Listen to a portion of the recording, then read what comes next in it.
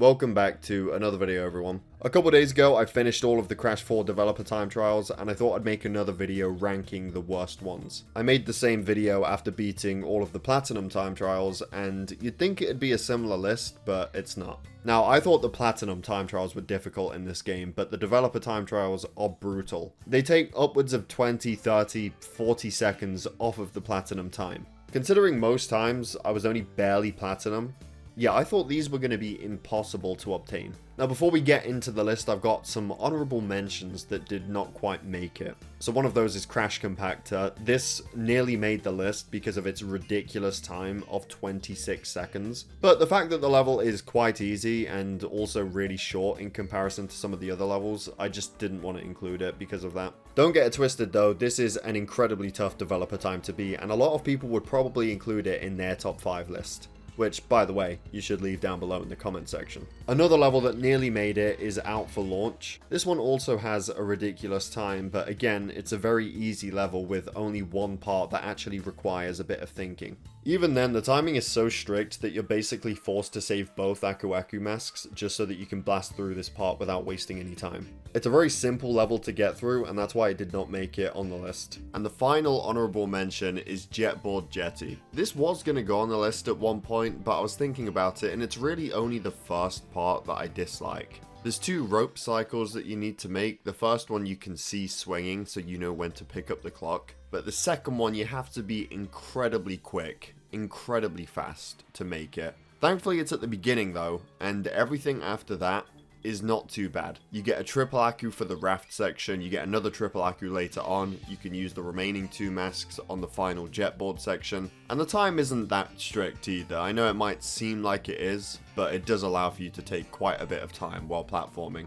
As long as you make both rope cycles and you skip as much as you can with triple Aku, you're probably going to get the developer time. Anyway, starting off the list, at number 5, we have Offbeat. Offbeat is a very awkward level to speedrun because it does everything in its power to slow you down. This level heavily depends on cycles much more than others, and when you combine that with a developer time of 41 seconds, it can become really annoying. If you're a bit slow using Lani Lolly, for example, to break a few crates, you can absolutely miss a cycle, causing you to completely miss out on the developer relic. It's a tricky level, it's got a tricky time, and speedrunning it is not the easiest thing to do.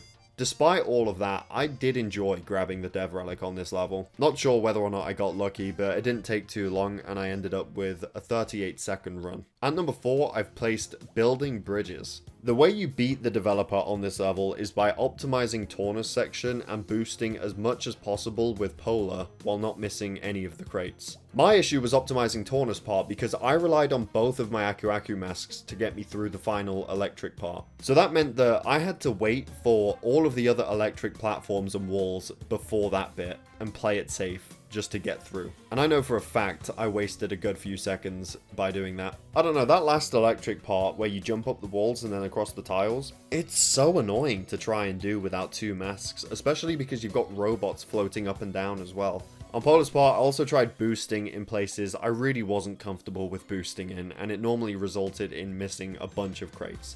I had multiple platinum attempts on this before finally achieving the developer relic. At number 3, we've got A Real Grind. This is the 3rd level in the game, and it does not play around with its developer time. You have to beat this level in just under 45 seconds, and my final time was 44 seconds. I did miss a 1-second box, but everything else was fairly quick in my run, and being quick in this level is not easy. Firstly, you're accompanied by Lani Lolly all throughout this level, and trying to speedrun it while constantly phasing in and out to pick up crates and land on platforms, it makes my brain lag. There's also this shark cycle that you realistically need to get through without waiting, and you probably want to do it without wasting any Aku Aku masks. The triple mask invincibility at the end makes everything so much easier, so you have to get through the sharks quickly and without burning any masks. Most of my attempts were lost here because it's not like there's a lot of time in between the sharks jumping up. You have to get in between them if that's the cycle that you're on. And then at the end you regain Lani Lolly and you can actually get insta-killed here even with invincibility if you accidentally phase in a platform while you're inside of it. That's incredibly easy to do, by the way, at this bit where you have to phase out the platform to get through.